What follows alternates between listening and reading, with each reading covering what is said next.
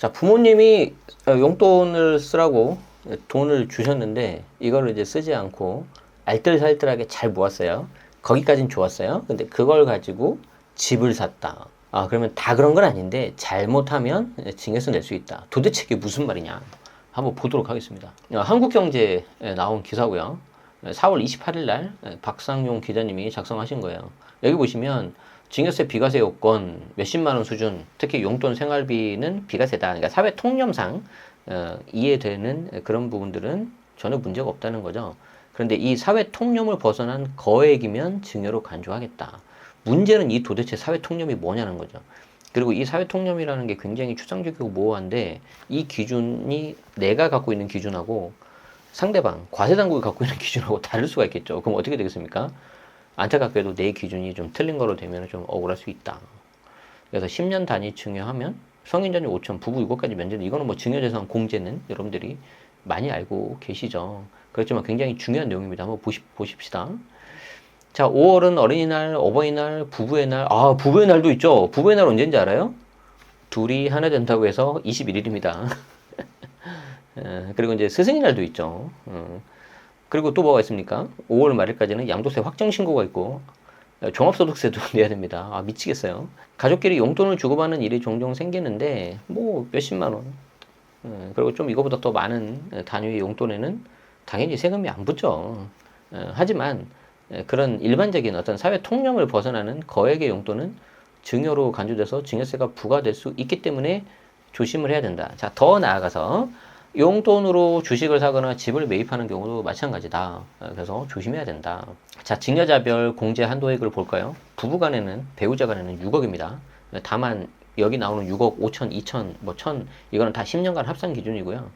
직계 존속 같은 경우에는 5천만 원이고 직계 존속이 밑에 미성년자한테 줄 때는 2천만 원. 그러니까 엄마 아빠가 밑에 자녀 성년자한테 줄 때는 5천만 원인데 미성년자한테 줄 때는 2천만 원이라는 거예요. 이게 좀 헷갈릴 수 있어요. 처음 보면.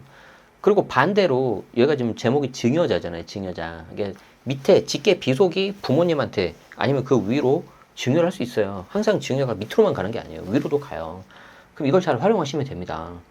자, 어떻게 활용을 하냐? 일단 부모님이 5천을 증여를 합니다. 자녀한테. 근데 이 자식이 하는 게 마음에 안 들어요.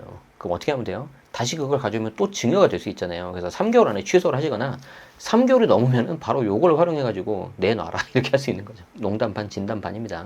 어쨌든 위아래 다 가능하다는 거예요.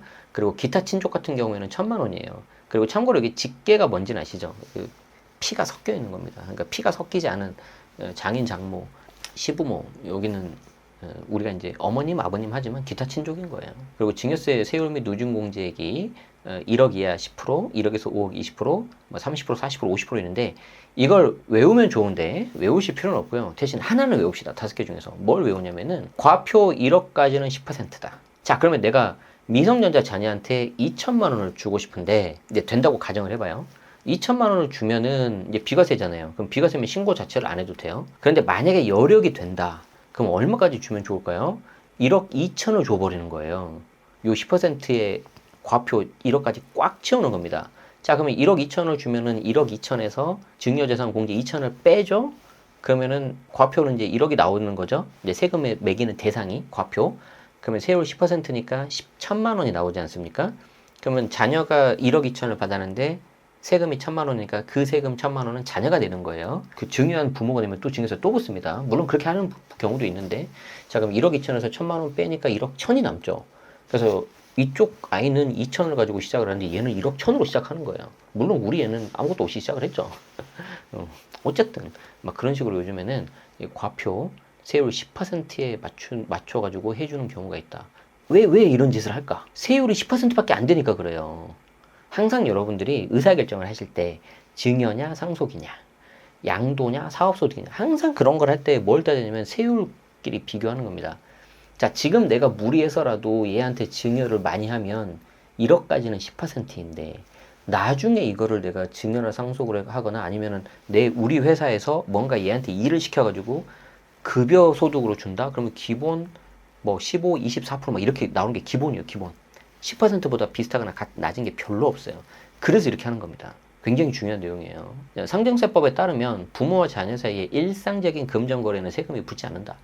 사회 통념상 인정되는 용돈, 교육비, 생활비는 비과세 항목으로 분류되는데 이런 이유로 가족 간에 주고받는 용돈에 대해서는 세금이 전혀 부과하지 않아도 생각하는 사람이 많은데 그렇지 않다는 거죠. 그래서 이 전문가들은 사회 통념상이라는 대목을 조심해야 된다. 이런 게 어려워요. 그래서 이게 사회 통념상 인정되는 몇십만 원에는 세금을 물리지 않지만 수천만 원의 용돈을 반복적으로 받으면 증여로 간주한다. 자, 그리고 이게 첫 번째고요. 두 번째는 뭐냐면 이 용돈을 다른 용도로 쓰는 경우에도 과세 대상이 될 수 있다. 자, 상징세법 시행령 35조에 보면은 교육비, 생활비 등 해당 용도에 직접 지출한 것에 한해서 비과세한다고 명시하고 있다. 그래서 자녀가 부모에게서 받은 생활비를 모아서 주식에 투자하거나 주택 매입 자금으로 활용하면 비과세 대상에서 제외가 된다. 그러니까 교육비, 생활비 정도로 아주 소액을 줬다면은 그걸 가지고 그냥 다 써버리면 괜찮은데 교육비, 생활비를 가지고 설령 아껴서 주식이나 부동산을 산다 하더라도 부동산은 상대적으로 큰 금액이 들어가니까 힘들 것이고 주식 같은 경우에도 소액이니까 별 문제가 되지 않을 거라고 이제 과세당국은 본다는 거예요. 자, 그런데 이게 문제가 이제 이런 겁니다. 이걸 굉장히 오랫동안 모아요, 자녀가. 아니면은 주는 사람이 부모나 할아버지, 할머니가 약간 좀 많이 줍니다. 그러면 이제 좀 이게 문제가 될 수 있어요. 자, 그런데 이게 중요한 게 뭐냐면 내가 얼마를 주느냐, 자녀가 이걸 어떻게 아끼느냐, 이것도 중요한데 더 중요한 게 뭐냐면은 이거예요. 주식에 투자하거나 주택 매입 자금으로 활용하면. 이 말은 무슨 말이냐면 이 자녀가 뭔가 사잖아요. 특히 자산을 사잖아요. 그럼 드러나게 돼 있다는 거예요. 국세청의 소득지출 분석 시스템, PCI 시스템이라고 있는데 저희 채널에서도 몇 번 이렇게 소개해드린 적이 있습니다. 그래서 결국에는 소득 수준이 생각보다 낮은데 뭔가 그 소득 수준 대비 대한민국 평균이 있을 거잖아요. 그 평균 대비 뭐가 높다. 자산 수준이. 그러면 이거 이상하다는 거예요. 자, 예를 들어서 사회 초년생이 그냥 예를 드는 겁니다. 대부분의 가장 많이 타는 자동차를 봤더니 예를 들어서 아반떼라는 거죠. 예를 들어서 그럼 대한민국 데이터가 다 있어요. 평균값이. 근데 너는 사회 초년생인데 뭘 믿고 G90을 타냐, 제네시스를 타냐 이거죠. 갑자기 탁 튀어버리잖아요. 그러면 이제 그거 딱 잡아낸다는 겁니다. 이게 무서워요. 그래서 앞으로 향후 세무조사 트렌드는 이런 자금 추출 조사가 될 거예요. 자, 그럼 똑똑한 증여 방법 어떻게 해야 되냐? 자, 사회 통념을 벗어나는 가족 간 금전거래도 무조건 증여세를 내야 되는 건 아니다. 결국 이 앞에 있었던 요 증여재산 공제 한도액만큼 하면 된다. 그리고 이제 이게 10년 단위로 일정 금액까지 면해주는데 아까 말씀드렸던 부부간 증여 6억, 성인 자녀 5천.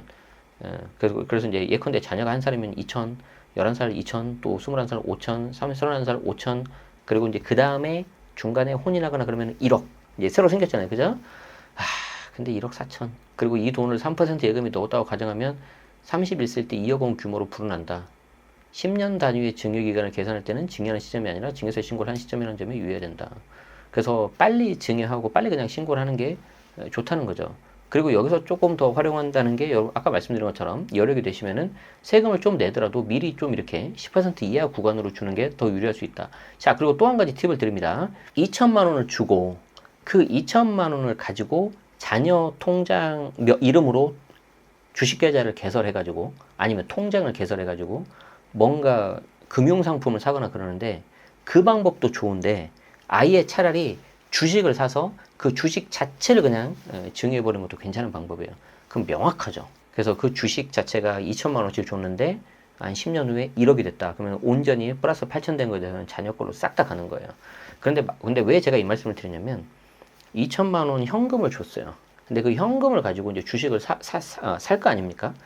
주식을 사고 그냥 어린 아이니까 그냥 가만히 놔두면 별 문제가 없는데 그 아이 이름으로 된 계좌에서 계속 거래를 해요.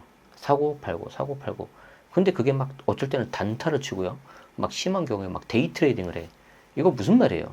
그 아이가 주식 천재가 아니고 아빠 엄마가 그 아이 이름을 빌려서 대신하고 있다는 거거든요. 그러면 이것도 증여 이슈가 있습니다. 단순히 명의를 빌린 명의 신탁으로 볼 수 있는 거예요. 조심하셔야 돼요. 자, 한 번에 목돈을 증여하기 부담스럽거나 조금이라도 더 많은 금액을 증여하려면 유기정기금 증여 방식을 할 수 있다. 일정 금액을 분할해서 증여하겠다고 신고하는 거다. 예를 들어서 10년간 2천만 원의 할인율을 적용하면 증여할 수 있는 금액은 총 2,268만 원 늘어나는데 이 금액을 원 단위로 쪼개면 18만 9천 원이 된다. 미성년 자녀에게 매월 18만 9천 원씩 증여하면 한 번에 증여하는 것보다 268원을 더 줄 수 있는 거다. 이게 저는 개인적으로 이런 걸 별로 이렇게 안 좋아합니다. 예. 그래서 그렇지만 이제 이런 게 있다라고 좀 하고요. 펀드 또는 주식으로 증여하면 신고 이후 발생한 수익은 과세되지 않는다는 장점이 있는데 아까 말씀드린 것처럼 아예 그냥 이 현물을 그냥 줘버리는 게 좋을 수 있다. 알겠죠?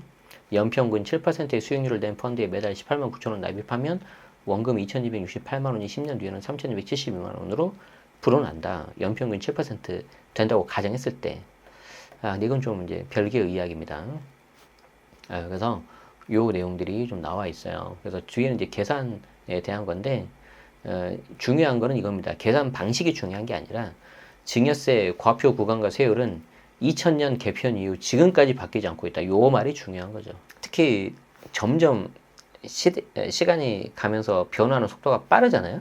그러니까 2000년에서 2005년까지의 5년하고 2020년에서 2024년의 4년하고 비교해 보면은 뒤에 4년이 훨씬 더 많은 변화가 있지 않았겠습니까? 물가도 많이 올랐고요. 그리고 돈도 많이 풀렸고, 우린 코로나를 겪었잖아요. 그쵸? 그러니까 이런 것들을 좀 반영해서 이 과표 구간이나 각 구간, 세율을 좀 이렇게 조정돼야 되지 않겠습니까? 최소한. 그래서 좀 이런 부분이 좀 돼야 되는데, 전혀 지금 좀 논의가 없어서 굉장히 좀 안타깝습니다. 사실 제가 이 기사를 가져온 가장 큰 목적이 좀 이런 거예요.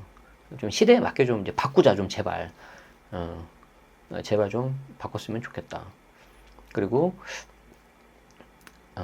나중에 제가 한번 별도 시간 내서 설명을 드릴 건데, 결국에는 여러분들이 어떤 방식으로 주든지, 뭐 원 쿠션을 때리고 주든지, 투 쿠션, 쓰리 쿠션 해가지고 돌려서 주든지요. 언제 드러나냐? 주식이나 부동산 매입할 때, 요때 드러납니다. 자녀가. 그래서 이런 부분 잊지 마시고, 이렇게 하면 모르겠지 하는 것들도 많이 걸렸거든요. 그래서 그게 이제 국세청 소득지출 분석 시스템에 있기 때문에 그렇게 된다. 이걸 꼭 기억해 주시면 좋겠습니다. 자, 도움 되셨다면 좋아요, 구독 부탁드리겠습니다. 고맙습니다.